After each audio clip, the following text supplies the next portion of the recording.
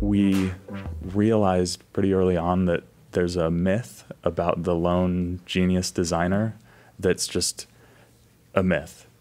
When you work on a large-scale project with multiple moving pieces, it really takes a whole team of people to make something come to fruition. It's never just the labor of one mind, even.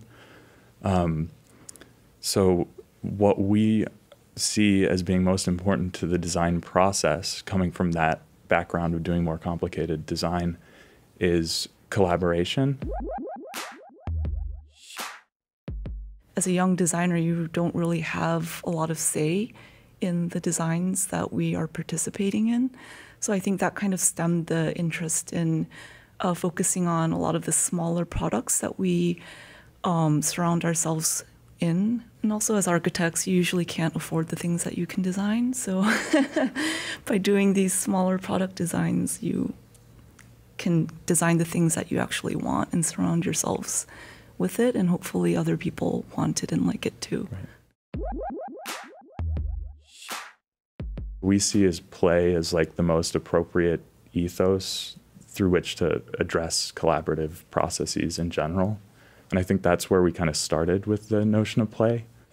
One of the ways that we develop design is by thinking about how we used to interact with, our parents' stuff, and the way that we used to think about furniture when we weren't just consumers of furniture, but when we could see furniture for maybe what it wasn't intended to be. So one of the examples that we like to use is the play fort, and how the play fort is kind of an early manifestation of a child's interaction with a couch. There's nothing about a couch to an adult that would suggest that it should become a fort. There's nothing that makes a pillow a simulacra for wood or stone. But a child kind of looks past that, understanding that, couch cushions are only removable because you need to clean them more often. They say, no, couch cushions are there so that I can make walls out of them and then with a sheet make it into, a space of my own inhabitation.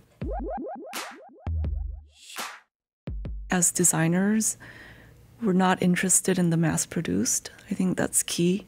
For this chair or this table, these cups, for instance, they're just objects that you don't really attach yourselves with.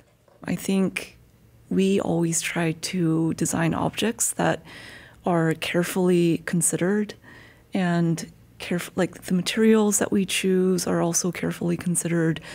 So just in that sense alone, I think the end user finds an attachment from day one and has this kind of emotional attachment to it throughout the life of the product. There are less and less objects in the world that have the inherent staying power of some of the objects of older generations. So I think one of our objectives is to, and I think an objective of a lot of our peers within the kind of design world that we're interested in, their objective is to re-imbue objects with the kind of quality and staying power that would keep them around long enough to remain dynamic. We understand that design is a part of this kind of culture. It's a part of a culture that has a longer history. If you're going to make something that's not just going to be around for a short amount of time, but needs to be around for a longer amount of time, such as a building or even a piece of furniture, we feel that it's not only important to make things that you like at the moment, but engage things that are part of our shared cultural past as well. I think Mark's point is we're interested in scaling back up.